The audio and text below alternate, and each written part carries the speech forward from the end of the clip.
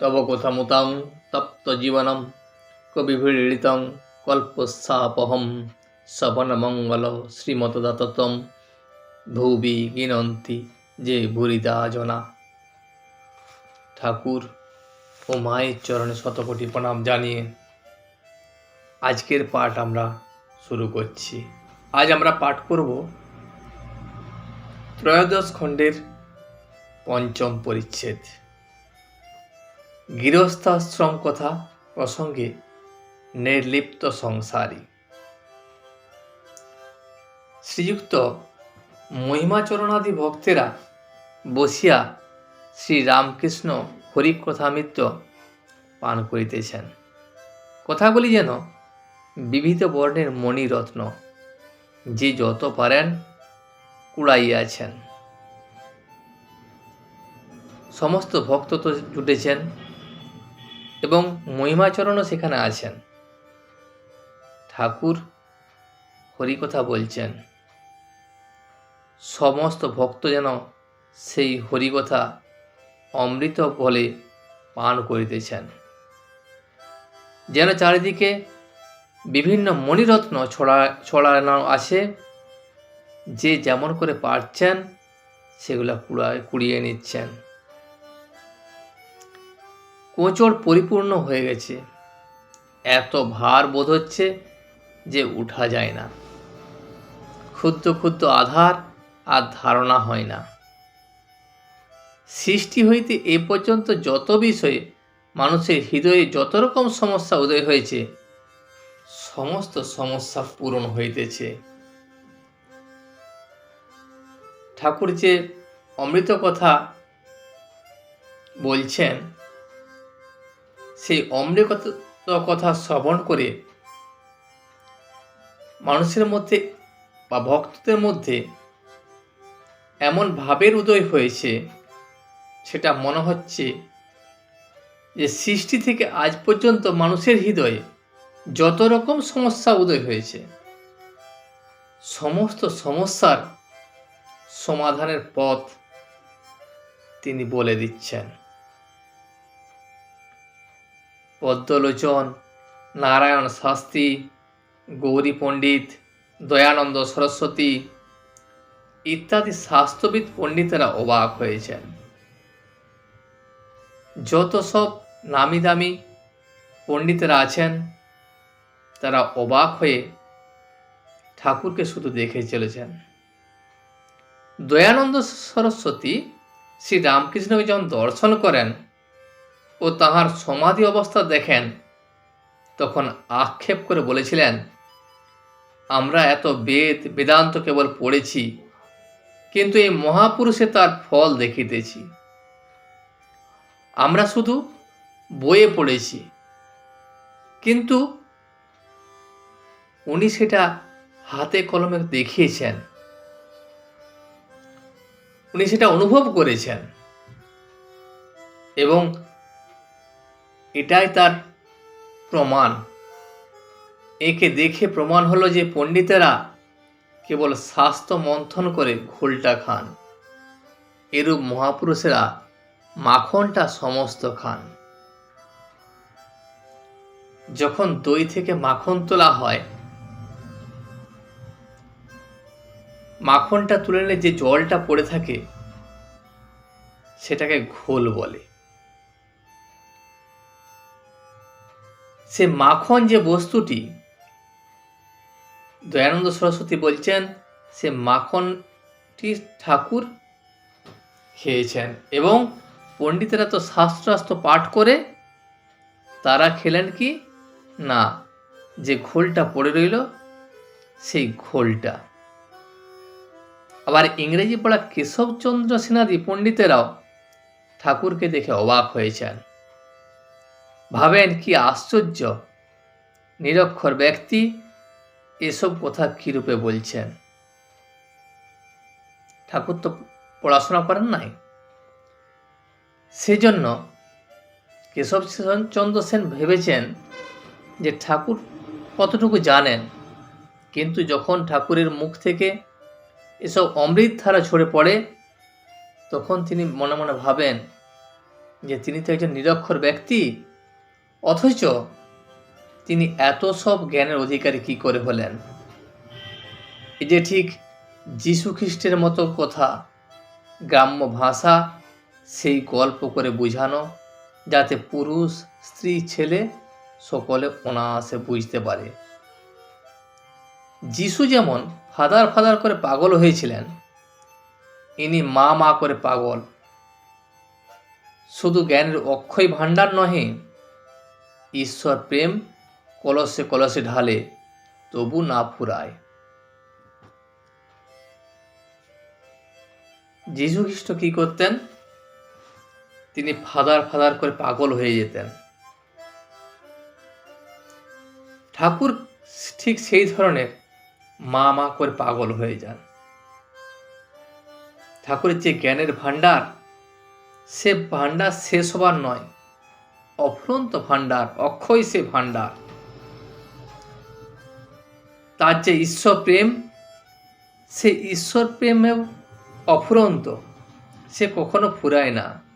যত কলসে কলসে ঢেলে যায়, সে আরো দ্বিগুণ উপায় বেড়ে চলে। ইনিও যিশুর মতো ত্যাগী, তাহারই মতো ইহারও জ্বলন্ত বিশ্বাস। যিশু যেমন সব কিছু ত্যাগ করে দিতেন, ইনিও সেরকমই ত্যাগী। এনারও বিশ্বাস আগুনের মতো জ্বলন্ত, তাই কথাগুলির এত জোর। সংসারী লোক বললে তো এর জোর হয় না, কেননা তারা ত্যাগী নয়, তাদের জ্বলন্ত বিশ্বাস কই। যারা সংসারী লোক, তাদের ভেতর থেকে এতটা জোর আসে না, এবং সে বিশ্বাসও তাদের মধ্যে নেই। কিন্তু যারা ত্যাগী, তাদের জ্বলন্ত বিশ্বাস থাকে, তাদের মধ্যে সেই জোরটাও থাকে। সেজন্য কেশব সেনাদি পণ্ডিতেরা আরো ভাবেন, এই নিরক্ষর লোকের এত উদার ভাব কেমন করে হলো? কি আশ্চর্য! কোনরূপ বিদ্বেষ ভাব নাই, সব ধর্মাবলম্বীদের আদর করেন, কাহারও সহিত ঝগড়া নাই। যে কোনো ধর্মের লোককেই ঠাকুর সম্মান দেন এবং আদর করেন। কোনো ধর্মকে ঠাকুর ছোট মনে করেন না, এবং কাহারও সঙ্গে বিবাদ ঝগড়া কিছু নাই, কাহারও সঙ্গে বিদ্বেষ ভাবও নাই। এটা একটা বড় আশ্চর্যের ব্যাপার। আজ মহিমাচরণের সহিত ঠাকুরের কথাবার্তা শুনিয়া কোনো ভক্ত ভাবছেন, ঠাকুর তো সংসার ত্যাগ করতে বললেন না, বরং বলছেন সংসার কেল্লা স্বরূপ। এই কেল্লায় থেকে কাম, ক্রোধ ইত্যাদির সহিত যুদ্ধ করিতে পারা যায়। আবার বলছেন সংসারে থাকবে না তো কোথায় যাবে? ঠাকুর কাউকে বলেননি যে ঈশ্বরকে পেতে গেলে বা জ্ঞান অর্জন করতে গেলে এই সংসার ত্যাগ করতে হবে। তিনি বলেছেন যে এই সংসারে থেকেই, সংসারকে কেল্লাস্বরূপ ব্যবহার করে সংসারে থাকতে গেলে যে কাম, ক্রোধ এগুলোর সঙ্গে যুদ্ধ করতে হয়, সংসার থেকেই সেসব যুদ্ধ করতে সুবিধা হয়। আবার বলছেন সংসারে যদি না থাকবে তাহলে যাবে কোথায়? কোথাও যে এই সুবিধাটা পাবে না। যেমন কেরানি জেল থেকে বেরিয়ে এসে কেরানির কাজই করে, অতএব একরকম বলা হলো জীবনমুক্ত সংসারেও থাকতে পারে। যিনি সংসারে জীবনমুক্ত হন, যার মধ্যে মুক্তির স্বাদ যিনি পেয়েছেন, তিনি যদি সংসারেও থাকেন, তাহলে সংসারের আসক্তি তাকে বাঁধতে পারবে না। তার আদর্শ হিসেবে ঠাকুর কেশব সেনের কথা বলেছেন। কেশব সেনকে বলেছেন, তোমার ল্যাজ খসেছে, আর কারুর হয় নাই, কিন্তু একটা কথা আছে, ঠাকুর কেবল বলছেন মাঝে মাঝে নির্জনে থাকতে হবে, চারা গাছে বেড়া দিতে হবে। কেশব সেনের যে ল্যাজ খসেছে, অর্থাৎ কেশব সেনের জ্ঞান অর্জন হয়েছে, কেশব সেন জীবন মুক্ত, সেই জন্য সবাইকে বলছেন ঠাকুর যে সংসারে থেকেও ঈশ্বরের নাম করতে পারো, কিন্তু ওই নির্জনে থেকে সাধন ভজন করে ওই জ্ঞান অর্জন করে জীবন মুক্ত হও। যেমন সংসারে থাকলে কি হয়, চারা গাছে বেড়া দিতে হবে, নচেত ছাগল গরুতে খেয়ে ফেলবে। মনটাকে সামলাতে হবে, সে সামলানোর কথা অর্থাৎ বেড়া দিতে হবে। যদি মন সামলান তাহলে কামিনী কাঞ্চনে আসক্ত হয়ে পড়বে। যখন গাছের গুঁড়ি হয়ে গেলে চারিদিকে বেড়া ভেঙে দাও, আর না দাও এমনকি হাতি বেঁধে দিলেও গাছের কিছু হবে না। সেই রকম নির্জনে থেকে জ্ঞান লাভ করে ঈশ্বরে ভক্তি লাভ করে সংসারে এসে থাকলে কিছু ভয় নাই। তাই নির্জনবাস কথাটি কেবল বলছেন। ভক্তেরা এইরূপ চিন্তা করিতেছেন।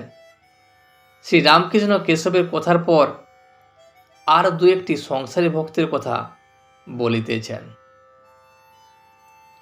শ্রী দেবেন্দ্রনাথ ঠাকুর, যোগ ও ভোগ।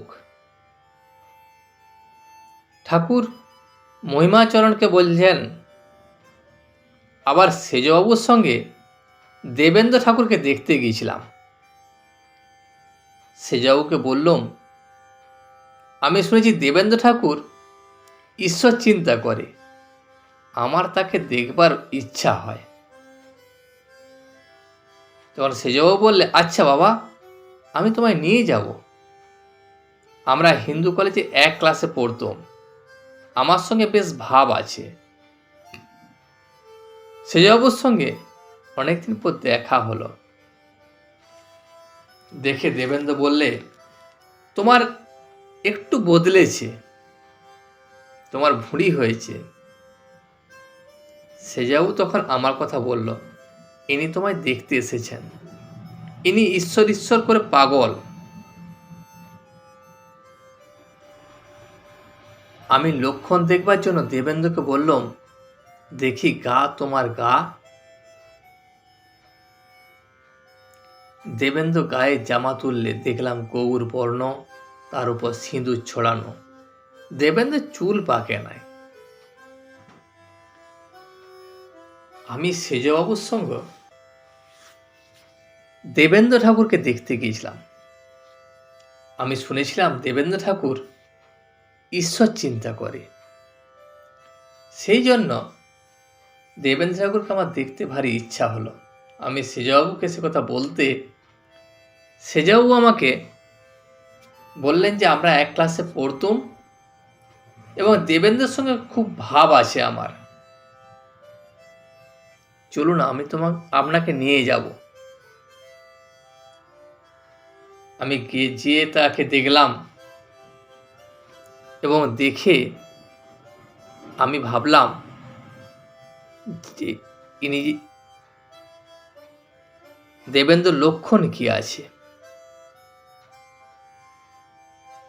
তখন আমি তাকে বললাম যে দেখি গা তোমার গা। তার শরীরটা যখন আমি দেখতে চাইলাম, সে গায়ে জামা তুললে দেখালে দেখলাম তার গৌর বর্ণ, তার উপর সিঁদুর ছড়ানো। প্রথম যাবার পর একটু অভিমান দেখেছিলাম, তা হবে না গা, অত ঐশ্বর্য, বিদ্যা, মান সম্ভ্রম। অভিমান দেখে সেজবাবুকে বললাম, আচ্ছা অভিমান জ্ঞানে হয় না অজ্ঞানে হয়? যদি দেবেন্দ্র ঠাকুর সত্যি সত্যি জ্ঞানী হয়, তাহলে তার মধ্যে অভিমান কেন থাকবে? সেই কথাটাই আমি সেজবাবুকে বলেছিলাম তার যতই ধন ঐশ্বর্য থাক, তার তো অভিমান থাকাটা ঠিক নয়। যার ব্রহ্মজ্ঞান হয়েছে তার কি আমি পণ্ডিত, আমি জ্ঞানী, আমি ধনী বলে অভিমান থাকতে পারে? দেবেন্দ্রর সঙ্গে কথা কইতে কইতে আমার হঠাৎ সেই অবস্থাটি হলো। সেই অবস্থাটি হলে কে কিরূপ লোক দেখতে পায়। আমার ভিতর থেকে হি হি করে একটা হাসি উঠল। যখন ওই অবস্থাটা হয় তখন পণ্ডিত ফণ্ডিত তিনও জ্ঞান হয়। যদি দেখি পণ্ডিতের বিবেক বৈরাগ্য নাই, তখন খড়কুটোর মতো বোধ হয়। তখন দেখি যেন শকুনি খুব উঁচুতে উঠেছে, কিন্তু ভাগাড়ের দিকে নজর। যখন আমার সমাধি অবস্থা হয়, তখন কে পণ্ডিত, কে কত বড়, সেসব আমি কিছুই মনে করি না। আমি দেখি তার মধ্যে বিবেক বৈরাগ্য আছে কি নেই। যদি দেখি বিবেক বৈরাগ্য নাই, তখন দেখি যে শকুনি যেমন উঁচুতে উঠে ভাগাড়ের দিকে লক্ষ্য করে, সেই রকম পণ্ডিতেরাও অনেক উঁচুতে উঠে নিচের দিকে তাদের লক্ষ্য। আমি দেখলাম যোগ ভোগ দুই আছে। অনেক ছেলেপুলে ছোট ছোট ডাক্তার এসেছে, তবেই হলো অত জ্ঞানী হয়ে সংসার নিয়ে সর্বদা থাকতে হয়। বললুম, তুমি কলির জনক। জনক এদিক ওদিক দুধে রেখে খেয়েছিল দুধের বাটি। জনক রাজা যে ছিলেন, তিনি করতেন কি? সংসারও ছিলেন, অথচ ঈশ্বর চিন্তাও করতেন। সেই রকম এই কলিতে তুমিও জনক রাজার মতোই দুদিকটাই সামলে রেখেছ। তুমি সংসার থেকে ঈশ্বরে মনে রেখেছ, শুনে তোমায় দেখতে এসেছি। আমায় ঈশ্বরীয় কথা কিছু শোনাও। তখন বেদ থেকে কিছু কিছু শোনালে। বললে, এই জগৎ যেন একটি ঝড়ের মতো, আর জীব হয়েছে এক একটি ঝড়ের দ্বীপ।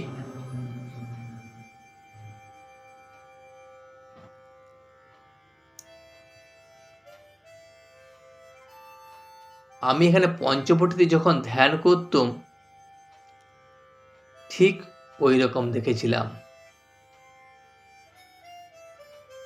এই জগৎটা যেন একটা ঝাড়, বড় মস্ত বড় ঝাড়, তার মাঝে একটি একটি দ্বীপ চলছে, ঝাড়ের দ্বীপ। আমি এখানে দেবেন্দ্রের কথার সঙ্গে মিলল দেখে ভাবলুম, তবে তো খুব বড় লোক। ব্যাখ্যা করতে বললাম। তা বললে, এ জগৎকে জানতো। ঈশ্বর মানুষ করেছেন তার মহিমা প্রকাশ করবার জন্য। ঝাড়ের আলো না থাকলে সব অন্ধকার, ঝাড় পর্যন্ত দেখা যায় না। যে ঝাড়বাতি জ্বলছে, যে ঝাড়বাতিতে দ্বীপ জ্বলছে, সেই ঝাড়বাতিতে যদি আলো না থাকতো, তাহলে চারদিকে যে আলোকিত হয়ে রয়েছে সেটা কি থাকতো? তাহলে অন্ধকার থাকতো। এই ঈশ্বর একটি ঝাড়বাতি,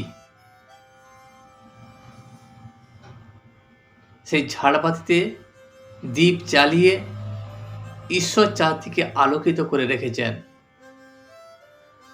তুমি চাইলেই তাকে দেখতে পাবে।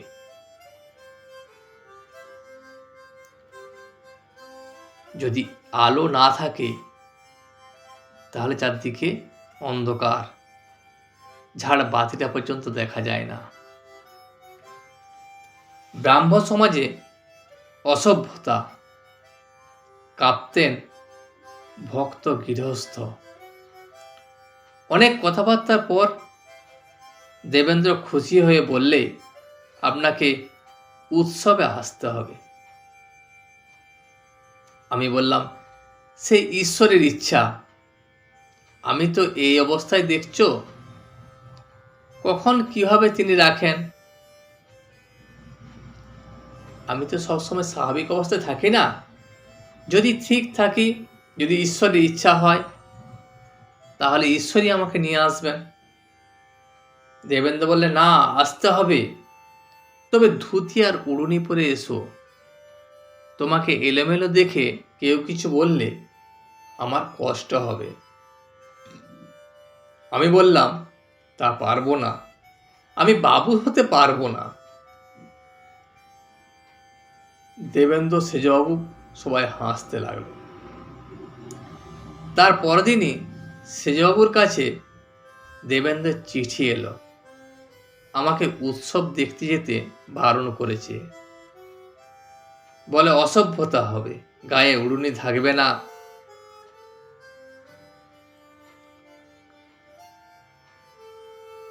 এখানে ঠাকুর বললেন, ঠাকুরকে যেতে হলে সেজে গুজে যেতে হবে দেবেন্দ্রের কাছে। ও ঠাকুর বললেন, আমি সেই সেজে গুজে, বাবু সেজে আমি যেতে পারবো না। তাতে সেজবাবুকে চিঠি লিখে দেবেন্দ্র নিষেধ করে দিলেন। তিনি বললেন, যদি গায়ে উড়ুনি না থাকে, তাহলে এখানে আসলে অসভ্যতামি হবে। ঠাকুর মহিমাকে বলছেন, আরেকটি আছে কাঁপতেন, সংসারী বটে, কিন্তু ভারী ভক্ত। তুমি আলাপ করো। কাপ্তেনের বেদ, বেদান্ত, শ্রীমদ্ ভাগবত, গীতা, অধ্যাত্ম এসব কণ্ঠস্থ। তুমি আলাপ করে দেখো। ঠাকুর মহিমাকে বলছেন কাপ্তেনের কথা। কাপ্তেন দুদিকেই রক্ষা করে। তিনি সংসারও করেন এবং ঈশ্বরের খুব ভক্ত। তিনি বেদ, বেদান্ত, গীতা, ভাগবত সব কিছু তার মুখস্থ। খুব ভক্তি। আমি বরাহনগরে রাস্তা দিয়ে যাচ্ছি, তা আমার ছাতা ধরে।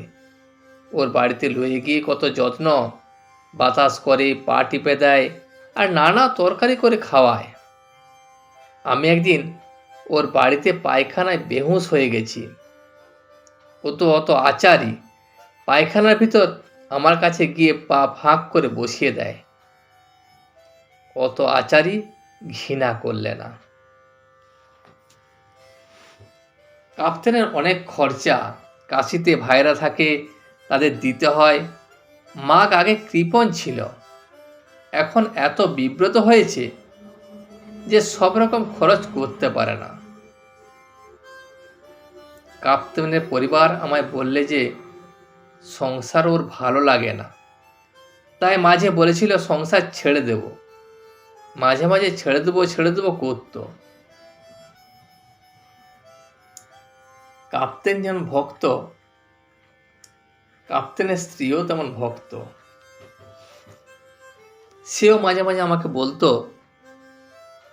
যে সংসার আমার ভালো লাগে না, আমি সংসার ছেড়ে দেব। শুধু ওরা দুজন কেন, ওদের বংশই ভক্ত। কাপ্তেনের বাপ লড়াইয়ে যেত। শুনেছি লড়াইয়ের সময় এক হাতে শিব পূজা, এক হাতে তরবার খোলা যুদ্ধ করত। লোকটা ভারী আচারী। আমি কেশব সেনের কাছে যেতাম, তাই এখানে 1 মাস আসে নাই।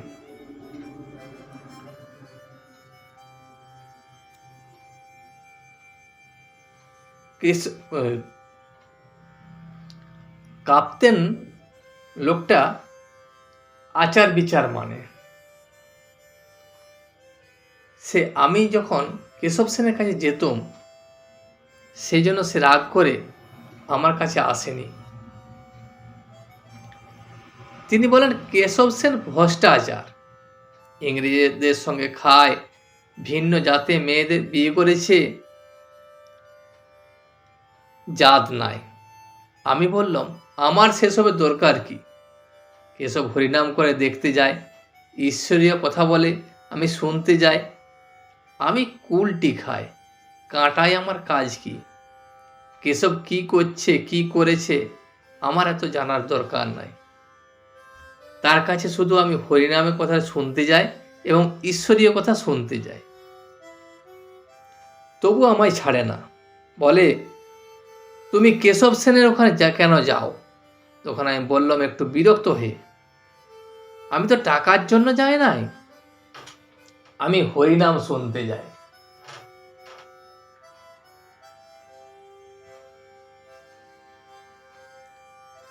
আর তুমি লাট সাহেবের বাড়িতে যাও কেমন করে? তারা ম্লেচ্ছ, তাদের সঙ্গে থাকো কেমন করে? তুমিও তো একই কাজ করো। যেমন কেশব সেন সবার সঙ্গে মিশে, তুমিও তো তাদের সঙ্গে মিশো। তারা ম্লেচ্ছ, তাদের সঙ্গে থাকো কেমন করে? এইসব কথা বলার পর একটু থামে, কিন্তু খুব ভক্তি। যখন পূজা করে, কর্পূরে আরতি করে, আর পূজা করতে করতে আসন বসে স্তব করে, তখন আর একটি মানুষ যেন তন্ময় হয়ে যায়। আজ এই পর্যন্তই। ভিডিওটি শেষ পর্যন্ত দেখার জন্য আপনাকে অসংখ্য ধন্যবাদ। ভিডিওটি যদি আপনার ভালো লেগে থাকে তাহলে একটা লাইক, কমেন্ট এবং বন্ধুর সাথে শেয়ার করে দেবেন। সাবস্ক্রাইব করে পাশে থাকা বেল আইকনটি বাজিয়ে দেবেন, যাতে আপনাদের নতুন ভিডিওগুলি সর্বপ্রথম আপনার কাছে পৌঁছে যায়। জয় শ্রী রামকৃষ্ণ, জয় শ্রী রামকৃষ্ণ, জয় শ্রী রামকৃষ্ণ।